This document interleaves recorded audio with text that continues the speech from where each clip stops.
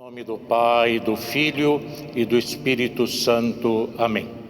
Eminência reverendíssima, irmãos no sacerdócio, irmãos em nosso Senhor Jesus Cristo.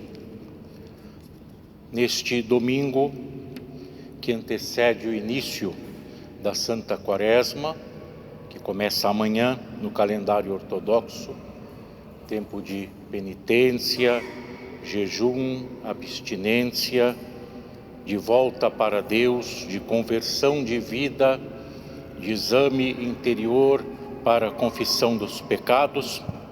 Neste tempo, nós lemos no Santo Evangelho algumas importantes orientações de Jesus Cristo para a nossa vida como cristãos, não só no tempo da Quaresma, mas sempre.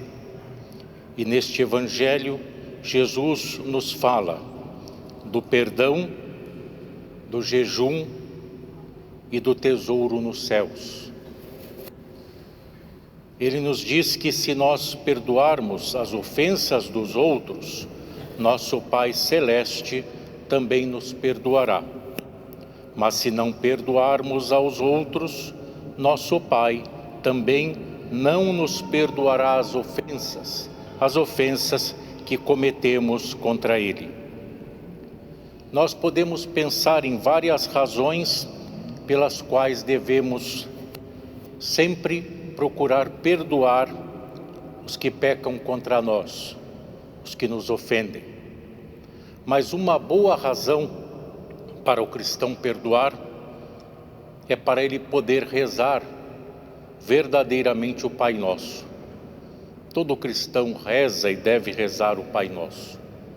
Mas como nós podemos rezar o Pai Nosso se nós não perdoarmos o nosso próximo?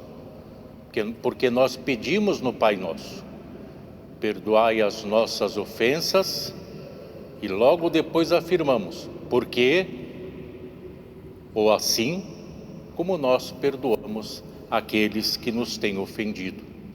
Nesta oração modelo ensinada pelo próprio Jesus Cristo, nós pedimos o perdão, dizendo que queremos receber esse perdão de Deus, assim como nós damos o perdão àqueles que pecam contra nós. E por difícil que seja, este é um ato, esta é uma atitude que faz com que nós busquemos imitar o próprio Jesus Cristo, que na cruz, inocente, sem nunca ter cometido pecado algum, pagando pelos pecados de toda a humanidade, o Cordeiro sem mancha oferecido em sacrifício pelo perdão dos pecados, as suas palavras foram de perdão. Ele disse: Pai, perdoa-lhes, porque não sabem o que fazem. Jesus nos deixou o exemplo para que nós, apesar das nossas fraquezas e dificuldades, sigamos também sempre procurando perdoar, porque esta é condição para nós recebermos o perdão de Deus e para podermos rezar o Pai Nosso e Deus aceitar a nossa oração do Pai Nosso. Senão, estaremos mentindo na nossa oração a Deus, afirmando algo que na verdade nós não fazemos. E Jesus fala também do jejum. Como deve ser feito o jejum? Não ficar triste, não desfigurar o rosto, não mostrar aos outros que estamos jejuando, mas sermos alegres mesmo no jejum. E o que Jesus nos ensina pode ser resumido em uma palavra: interioridade. Porque o jejum, a oração e outras práticas dizem respeito à nossa comunhão pessoal com Deus. Não diz respeito aos outros. Os outros não precisam saber se estamos jejuando ou não, se estamos em oração ou não, embora às vezes seja bom que nós demos o exemplo. Mas é algo interior, é algo que diz respeito a nós e a Deus.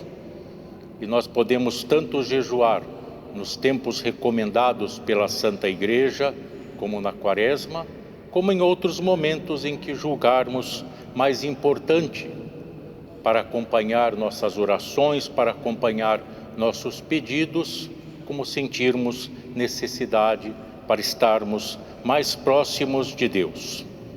E Jesus fala das riquezas e do tesouro nos céus. Embora Jesus tenha sido sempre muito claro nos seus ensinos sobre os bens materiais e os bens espirituais, como neste trecho do Santo Evangelho, chegando a dizer certa vez que era difícil um rico entrar no reino dos céus, diante daquele jovem rico que o procurou, que queria ser discípulo, mas se afastou triste, porque Jesus lhe disse que desse os seus bens aos pobres para segui-lo, e ele não foi capaz de fazer isso, de se desprender dos seus bens.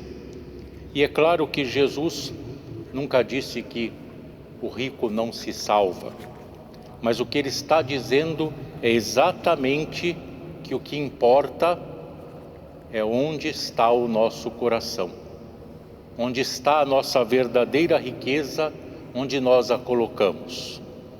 Em Deus, na nossa vida de comunhão com Ele, em bens que não perecem e que podemos até levar como mérito conosco quando partirmos desta vida, ou colocamos o nosso coração em bens que, apesar deles desfrutarmos nesta vida, não poderemos levar conosco e que não nos serão de valia alguma depois que nós fecharmos os olhos neste mundo.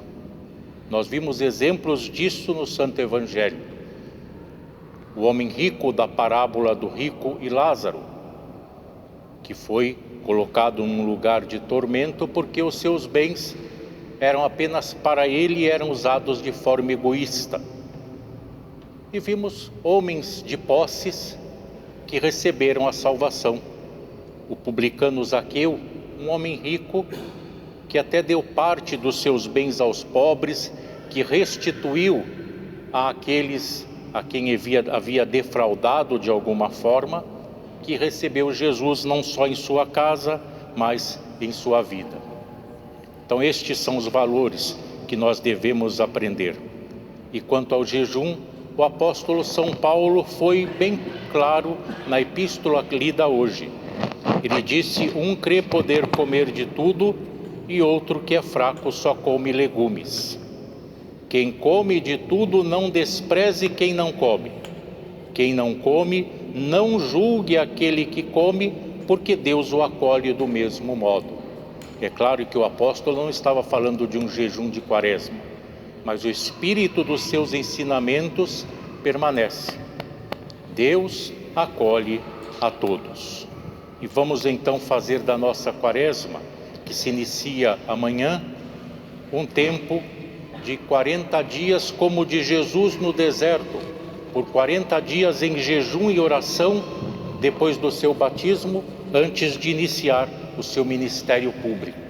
Vamos também nós para o deserto, como um lugar reservado para a nossa comunhão com Deus, onde podemos praticar jejum e abstinência como forma de penitência, de pedir o perdão dos nossos pecados, para recebermos a graça de Deus, para recebermos dele forças para a nossa caminhada nesta vida. Nós teremos em seguida a oração do trisságio fúnebre por algumas famílias que aqui estão, porque é importante nós termos comunhão com Deus, não só nós, mas pedindo pelos nossos falecidos, auxiliando-os com nossas orações, porque assim Deus permite. E lembrando a todos que amanhã se inicia a quaresma com a recomendação de jejum e abstinência. Todos podem ver na página 4 do folheto quais são essas recomendações. E lembrando que às sextas-feiras, às 19 horas, teremos o ofício do Acátistos. A partir desta sexta-feira, os louvores a Nossa Senhora. E às terças e quintas-feiras, também às 19 horas, teremos o ofício das grandes completas, uma oração da noite própria para este período. E próximo domingo é domingo da ortodoxia, o domingo dos santos ícones, que são imagens do invisível e bênçãos de Deus para nossas vidas. Em nome do Pai, do Filho e do Espírito Santo. Amém.